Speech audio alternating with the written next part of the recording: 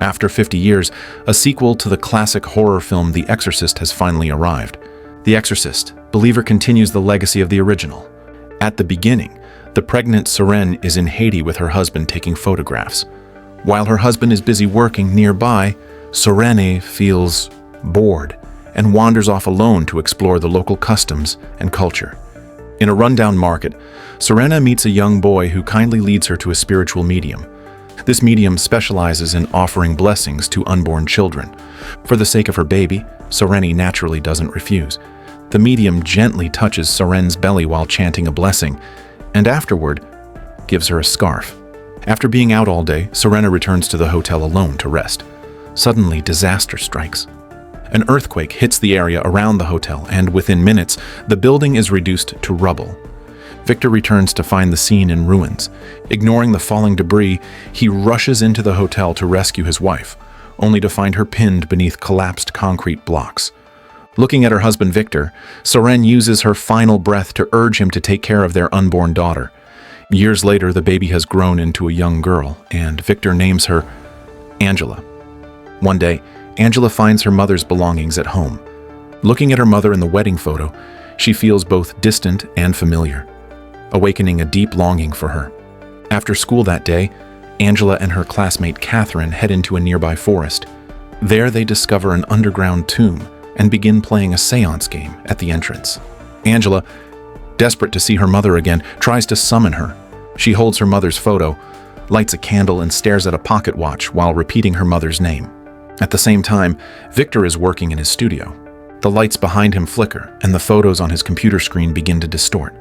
But the images projected on the projector connected to the computer remain clear. Thinking his computer is malfunctioning and seeing it's already time to leave work, Victor shuts it down and heads home. When he arrives, he realizes that Angela isn't home, even though school had ended hours ago. After calling other parents, he learns that a classmate saw Angela and Catherine walking into the forest together. That night, Victor and Catherine's parents search the woods. They find the entrance to the underground tomb.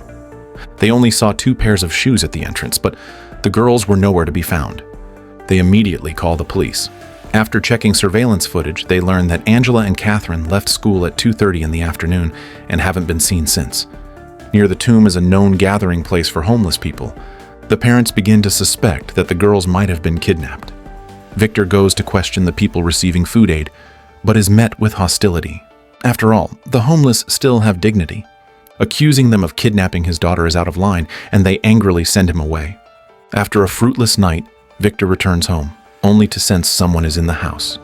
Thinking Angela has come back, he follows the noise to her room, only to find several spiritual mediums performing a ritual. It turns out, the neighbor Stuart had invited them. Believing that since there were no clues, divine intervention was the only option, he had them come to perform blessings.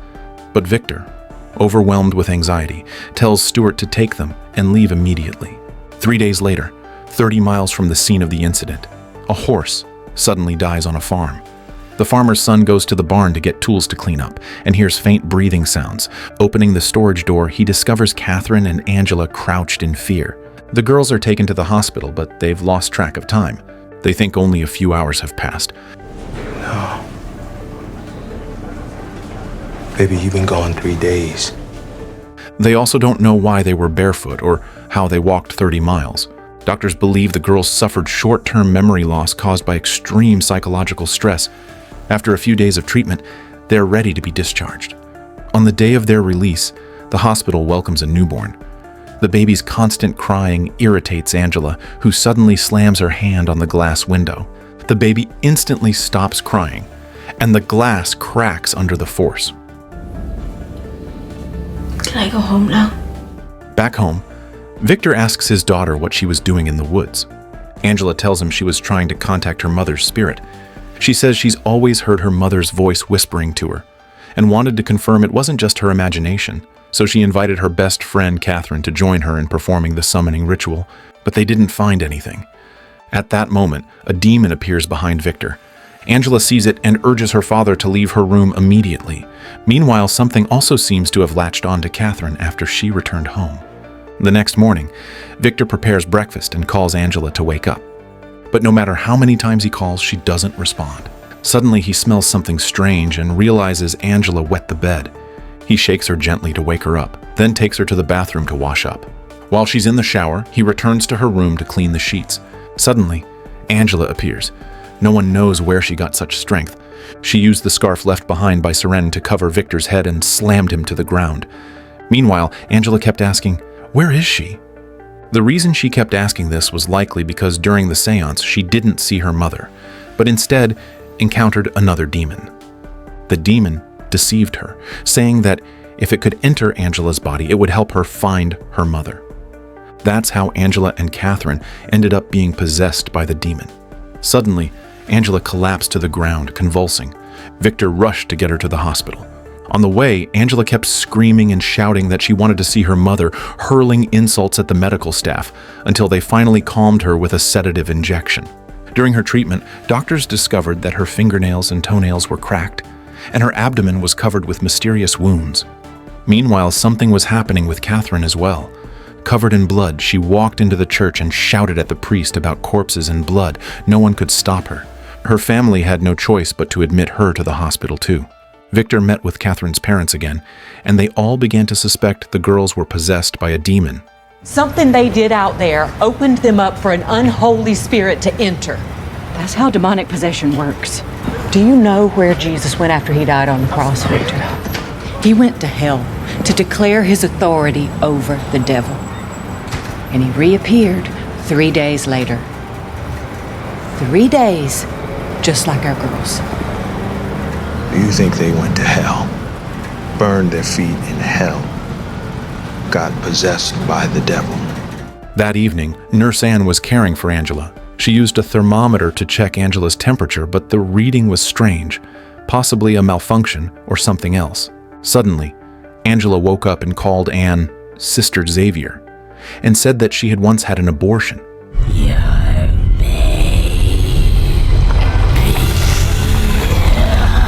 That was when Ann realized Angela was possessed by a demon.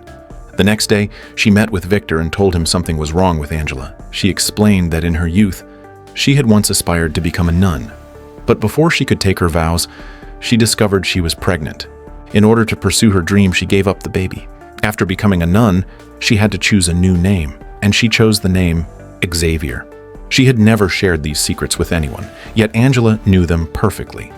Victor, now convinced that his daughter was possessed, began researching exorcists online. The girl spat black water from hell toward the ceiling, which gathered into a swirling vortex. After expelling all the black water, the girl fell from the air, and it became clear that the exorcism was destined to fail. A few days earlier, after Angela and Catherine were possessed, their families had wanted a priest to perform an exorcism. The ritual required approval from the church. Father Maddox presented evidence of the possession to the bishop, but after the church assessed the risk, they refused to approve the ritual. Unable to get help from the church, they turned to a local priest in the town, but he had no experience in exorcisms. Victor contacted a spiritual healer named Behibe who had previous experience. Behibe understood immediately why he had come, and even before he spoke, she agreed to help. She explained the preparations needed for the exorcism. Back home, Victor placed 2 chairs in the living room, back to back. To prevent the girls from breaking free during the exorcism, he nailed the chairs to the floor. Behibe then drew ritual symbols around the chairs. Since the girls were still in the hospital, to keep them alive during the exorcism, they brought medical equipment from the hospital to the house. While others prepared the room, Behibe made holy water in the bathroom. She blew smoke into a bowl of water, then poured it into the bathtub, turning the entire tub into holy water. Before the ritual began, Maddox met with Anne. He told her that because the church wouldn't approve it, he couldn't participate. However, Maddox gave her his Bible and asked her to lead the ritual, since Anne had once been a nun before becoming a nurse. Others were worried about Maddox's absence, but Anne firmly assured everyone that she had complete confidence in her ability to perform the exorcism. She believed it was fate that had brought these 2 possessed children into her life. Before the ritual began, everyone removed their shoes and kept silent. They were warned not to touch the children during the ritual. Angela and Catherine were already tied to the chairs. Since they were possessed by the same demon, their heartbeats were perfectly synchronized. Behibe lit 2 candles on the table, representing the girls' life force. Everyone present wore a protective charm. Then Anne opened the Bible and began reciting the exorcism prayer. The 2 girls slowly woke up from their coma and began to feel pain. Anne's voice grew louder, and the demons inside the girls grew more and more tormented, even vomiting black liquid, a sign that the exorcism was starting to have some effect. But after finishing the first round of prayer, the demon showed no further reaction, except for some black water.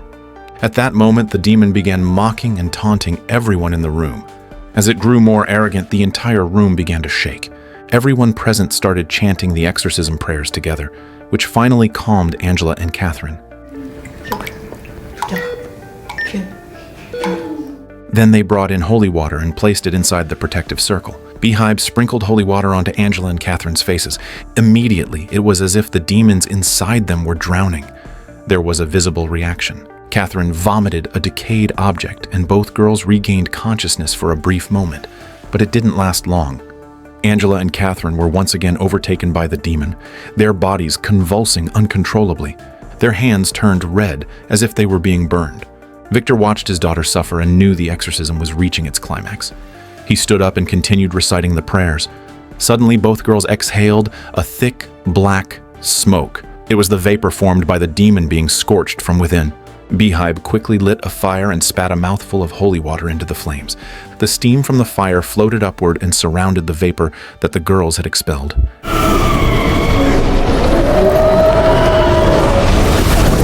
Is it over? Is that it? No, it's a start. In the name. After this phase ended, Beehive instructed Victor to pour out the holy water that had been placed in the protective circle and to pour it as far away as possible. Victor emptied the holy water into the sewer outside, and just then, he noticed that Father Maddox hadn't actually left. Though he couldn't take part in the exorcism, Maddox had remained in his car, silently praying for everyone involved. Back inside the room, Anne attempted to repel the demon using a crucifix. But for some reason, the cross became scalding hot and fell from her hands. Then, the demon made an offer. It demanded a choice. One of the girls could live, but if no choice was made, both would die. The two families looked at each other, hesitant and conflicted. No one wanted to sacrifice either child. As both sides faced this painful decision, Father Maddox suddenly walked in. He had made up his mind to go against the church's orders and join the exorcism. His presence gave everyone hope. As Maddox recited the prayers over the two children, the demon kept groaning and convulsing, but Maddox had underestimated the situation. The church had forbidden his participation for a reason. They knew how powerful the demon was. Suddenly, Angela and Catherine began violently rotating their heads. Then, as if controlled by the demon, Maddox's head also began to turn, slowly rotating 180 degrees from front to back. He collapsed and died on the spot. Kind-hearted Father Maddox paid the price for defying the church. The girls' parents now realized they had no choice but to obey the demon's demand if they wanted to save their daughters. But Victor didn't shout out to the demon, asking to save Angela. Instead, he gently wrapped his late wife's scarf around Angela's neck, hoping she would protect their daughter, but Catherine's father, Tony, gave in. Ignoring the others, he shouted directly to the demon. I choose you, Catherine! Tony, no! I choose Catherine! I choose you! In the next moment, both girls fell unconscious. Victor rushed to Angela, untying her restraints and shouting her name, desperately trying to wake her up. Angela.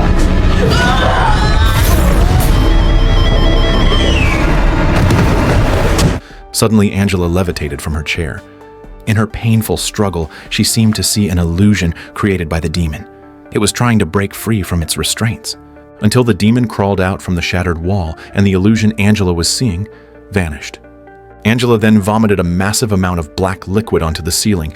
It pooled and swirled above her until it was all expelled. She then fell from the air and passed out. Victor thought his daughter was already dead. He held her in his arms, sobbing uncontrollably. He blamed himself for not calling out to save Angela sooner, but just a few seconds later, everything changed. Catherine's heartbeat suddenly stopped and she fell into a lifeless state. Her soul was now standing at the entrance of an underground tomb. She could hear her parents calling out to her, but she couldn't see where they were. Suddenly, hands emerged from the filthy water at her feet and dragged Catherine into hell. Meanwhile, the unconscious Angela awoke. Victor finally understood. His daughter was saved because Sereni had once blessed her while still pregnant. When the demon tried to take Angela, it realized she was protected by divine power, and instead chose Catherine. On the other side, Catherine had completely stopped breathing. Her soul had already been taken into the abyss by the demon.